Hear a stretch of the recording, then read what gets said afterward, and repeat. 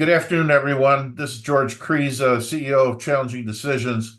Today, we're very privileged to have with us Bobby Napiltonia, a 30-year veteran of the computer industry and multiple entrepreneurial ventures, including Salesforce.com, quite noteworthy along that path. Anything else you'd like to say about yourself, Bobby? Well, so many. First and foremost, thanks for having me, George, and more importantly, thanks for pronouncing my last name correctly. I can't tell you how many times I've been on an earnings call or someone I've worked for years still. So Bobby Knapp is what most people affectionately know me as.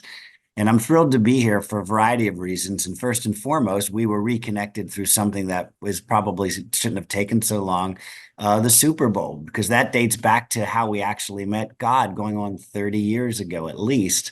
And some of the first programs we did that drove record sales of this industry.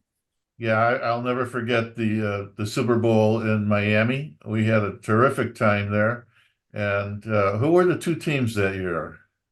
Well, I know it was the 49ers because I got to actually see my high school colleague, Ricky Walters, score two touchdowns in that game. And so for me, it was a memorable one. And that's the last time we won. We were hoping to revisit it.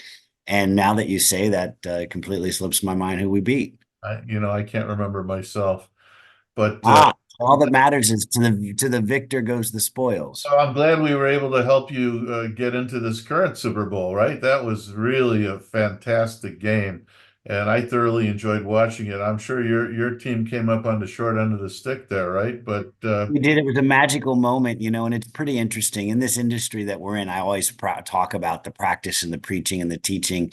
In this instance, it's kind of comical that we had a streaker on the field have more yards than two people whose professional job it was to actually run the yard. So for me, that just makes me think that they weren't prepared, they weren't ready. And the guffaw in the after moment and the overtime, it tells me that leadership, and I mean this full-heartedly, there's no way you'd go, oh, I missed the quarter because I didn't know I had to take the order in at this month. Like, stop it. We all know the rules of the games we play. If we don't be in the game because you don't deserve to be here if you don't know the rules of the game you're playing.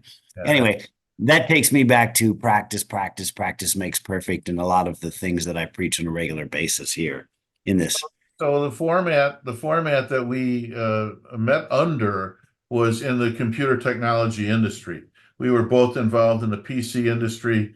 You originally were with D&H Distributing, and then I believe I met you when you were with Creative Labs. I was operating a channel sales incentive company at that point in time.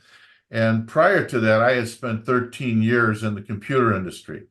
And so much has changed since, let's say, well, actually, I began in the computer industry in 1981, and I was in it very much purposefully for 13 years until 1993 when I founded my company, MTC Performance.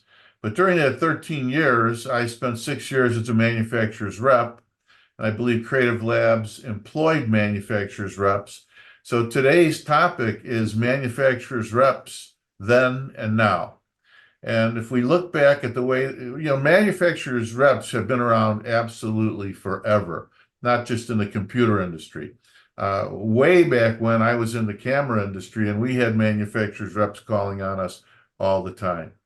And the world as it was at that point in time, maybe you'd like to opine a little bit about your understanding of what reps were like in the 80s and 90s.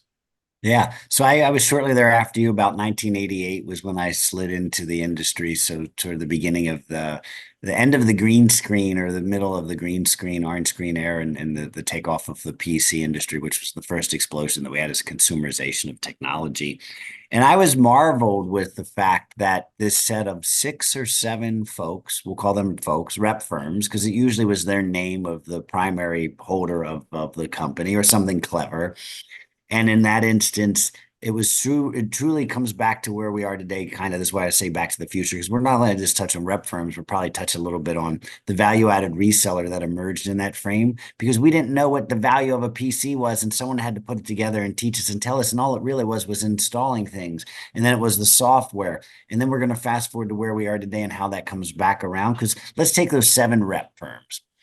And I would consider them to have controlled the corner. So you had one on the northeast, And that really did like the Northeast retailers in you may even had someone specific to New York City. Then you had someone in the Virginia, DC area that had a federal bent, and then also the Circuit City, the Crutchfields, and that whole consumerization vein. And then that would spill over into who called on distribution, because as a rep firm, you didn't care what channel. It was truly where does the customer buy from? How do I make sure they know about it? And for manufacturers, this allowed them to land in a region. We talked about those geographies. Take back in the day, you had the Texas region, and that was a powerhouse region, believe it or not, because you had someone called Tandy anchoring that. And then after Tandy, you had Radio Shack, and then you had some PC manufacturers building it. And then you had CompUSA and Computer City that was based out of there. And so it was a big concentration of a buying unit. And so these rep firms had the relationships with those companies so that you, as if you were Apple or Compaq or HP, some names still around, some names gone, but all household names, had to engage with this rep firm. Now, I want to know from you, what is this secret sauce the rep firm had? Did they have pictures? What made them so special that you could not get into those businesses without this rep firm? Walk me through that mafia moment. Well, the first thing we want to kind of put a little bit of context around that. And the number one thing is rep firms were what you would probably call vertical market specialists.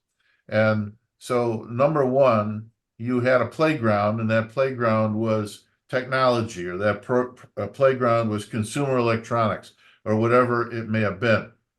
And in our case, so I was a rep from 81 to 84 with GB Marketing, and we were the Apple Computer rep. And because we were the Apple Computer rep, and by the way, that's an exclusive relationship. So we were 100% part of the Apple family. We went to all their national sales meetings. They treated you just like you're an off balance sheet resource extension of their own family and team. That's exactly right. But side note, Steve Jobs, we flew with Steve Jobs to a number of places. We were in meetings with Steve Jobs, and we were consulted about what their strategy ought to be and how they could accelerate sales. And interestingly, we were the direct instruments not only of their sales, but of their sales incentive programs. And I remember we had a sales incentive program on the Apple III, and we walked out of the office with 10 grand in our pocket, and we were handing out $100 bills to the salespeople. Well, that's one way to build cachet. But so what did the I miss those days. I miss those days, the bags of money days. Yeah, it was exciting. But we were educated about the domain. So we were taught by Apple, and then became experts in everything to do with computers, distribution, technology, operating systems, peripherals, accessories, and on and on and on. So you weren't just selling their product. In the early days, particularly with Apple, we were, you think through the first 7 or 8 years of that, through 1986 or 7, when the LaserWriter came out, and then desktop publishing came out, and then desktop presentation came out.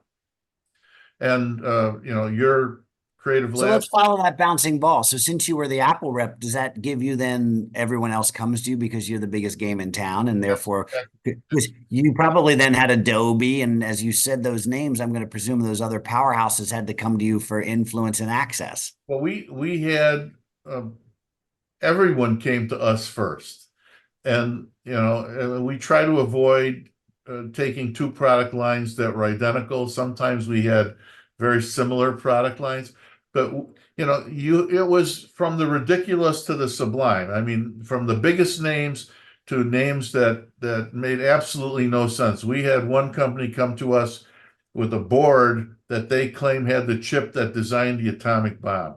And we thought, seriously, the company was called Savvy, and the board was like $3,000, and every dealer that bought it ended up, using it to make toasters out of, because you couldn't actually sell it for any particular reason. But nonetheless, we had the relationship with 100% of the resellers. We put on and put into business a number of those resellers. And then the way the leverage worked was those same resellers were the first people IBM went to. And 100%. You know, it's so funny. I see this same thing happening today with what you're saying. So keep going down this track because the fact that IBM has been in business for over 100 years and that flywheel keeps reinventing themselves, right, is Yes. pretty interesting that they would have to lean on an external resource, that your relationships were that great. So I'll go back to the question I asked. What made those relationships between like the GB and the local folks so strong? That like it's trust. They knew they wouldn't because they couldn't like Tom Gus from the G and the GB would not be able to bring back some other product to at the time you're probably calling on places like Montgomery Ward's. People might not even know that name that they bought PC equipment back in the 80s. It's where because that's where we as consumers could actually shop. There was no internet. There was you probably had CDW in your backyard and then you had the Computer Shopper News, that big book, if I recall, was from the Midwest, right? We had a lot of very powerful clients in our area, but this was the interesting thing is, and this is the way the industry has changed. So everything about being a rep at the time was you made good commissions. The commissions would range from, let's say, 3 or 4% to 5 or 6%, sometimes even higher. As time went on, the commissions dropped as the volumes grew down to 2%, 1%, even 3/4 of a point. But you were 100% living and breathing multi-channel marketing in a given vertical market. So the computer rep firm, the GB marketing, the Norman Yohei, and so on and so forth, those computer rep firms lived, breathed only computer technology. Could be software, could be hardware, peripherals, any of those things. But what has happened over the years? Over the years, I think distribution became all the more important. The manufacturers uh, bifurcated their sales strategy and didn't necessarily let the reps call on the distributors because the distributors demanded so much marketing support, so much money that the reps were then given the large channel players that were not distribution, so mass merchandise, warehouse club, and what ended up happening is the dealer and VAR network almost completely vaporized in favor of moving a product like a leading technology computer through really large mass merchandise scenarios, Best Buy, and so on and so forth. And so as that continued to go and go and go, the world kept changing. The commissions kept shrinking. The accounts were, let's say, the manufacturers were more protective of the biggest accounts and wanted direct relationships with them, and they left a lot of the dribs and drabs to the rep firms. But what's happened now in recent years is it's completely changed. So reps are no longer living in one domain. And the domain is no longer a fixed geography. The domain is no longer a fixed type of product. The domain is the account. And so you have a relationship with Walgreens. You have a relationship, with Best Buy. You have a relationship with Walmart. You have a relationship with these really powerful merchants and distributors that are, maybe we'll call them big box or whatever we're going to call them. No one is interested. Very few people that are established big brands are interested in what is today called the MSP, managed service provider. So there is a category where managed service providers play and reps call on them, but all the volume, 80% of the volume, is going through the power players. And so if you're a rep, you want to say, I have the following 10 relationships. And with those 10 relationships, I don't care if it's toothbrushes or, tornado, Toothpick. whatever it is. I know the people in the organization, and each one of these massive reselling organizations, whatever you want to call them, has their own way of onboarding products, has their own way of skewing products, has their own way of pushing products through individual stores and locations. And so if you have that magic that you can immediately get products in, and the next thing you know, you've gone from zero to, the proverbial 100 miles an hour in 3 seconds. That's super powerful. And that's what reps can do for you today. Got it. Yes, without a doubt. I love that relationship word because that really then hinges on trust, which when you start thinking through, you had to trust that you wouldn't get stuck with inventory on the shelves. You had to, I mean, there were so many parallels that fast forward to today because we went through that, I would call that buzzsaw of the market in probably the last 10 years. And the small, medium business has 200 at least SaaS apps they're running. So it's just not even fair. And there's no trusted resource for them to go back to so that you see these new technologies. It's going to be interesting how many will be roadkill versus how many will accelerate and grow their business by understanding what to do, what to consume. And so you'll see this resurgence, I believe, in this trusted channel partner. Who knows what we'll call them or this new term that will come out, but it's very interesting what the next decade will hold. Yeah, it is. And also, what else is interesting, and this is maybe moving a little bit off of rep firms, but some of the largest, most powerful people, like I'm going to say Tesla would be an example, as opposed to even having independent dealers or having uh, someone that you can call on, they want to control, and Apple is doing the same thing, right? They've got direct to consumer. They want to manage every aspect of product development, product access, and product distribution. So, and so in that kind of case, it would completely disintermediate the reps, and they would have to figure out a way to wrap around those types of situations, which can still be done because everybody needs ancillary products. And an Apple Store, as an example, they absolutely have other brands that they have that they don't build that Well, are, hold on, but they license you the blueprints so they collect a royalty for you building to their spec.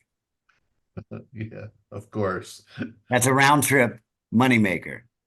Well, there's a reason you get to be the number one or two company in the world. Right, for sure, for sure. So I think that's a nice snapshot. I don't know how much time we have, Bobby, but I think that's a nice snapshot of how it's changed. I mean, when we go all the way back to the beginning, uh, the rep firms did so much education in the reseller or dealer markets. In fact, in the very beginning, in the first year and a half that we were repping, we would go out and we would do what we called uh, almost like a demo days. And Oh, we I wanted to be a rep firm I wanted to work for a rep firm badly when I was in distribution. I thought it was the coolest job. we what we would do is we would have our own set of computers and we would run an all-day scenario at a local hotel in conjunction with a dealer. And we would sit there and we would educate 300 people in a day. We would have, let's say, three classrooms, one with a database, one with a word processor, one with a spreadsheet. And you meaning George Kriza or Tom Gust, we would be managing that room and walking them through what could a computer do, and keeping 30 people on the same page that have never touched a computer. That's real excitement. Yeah, it is. But we It is. got very good at it. But that whole kind of labor intensive situation is out the window at this point. Everybody pretty much understands what the computers can do. They understand what the peripherals can do. And so it's all about big volume and big numbers. Yeah, yeah. Hence why we're seeing big things like these new data center farms for just AI pop up. We're starting to see a resurgence of things. Wrapping up here, we'd like to thank Bobby very much for joining us today on our podcast. And just to encapsulate what Challenging Decisions has to offer to you, we are very much involved in helping CEOs be all the more successful. We found that many times a CEO will run into a type of problem they're not familiar with, or it's just got them stuck. It might be finance, it might be culture, it might be software development, any number of things that we can bring our 25 years of senior management experience to bear on and help you quickly analyze the source of the issue, bring in the right methods to deal with the problem, and get you back on the road to success. Give us a call. We'd be happy to talk with you at 312 320 7760. Thanks for joining us today.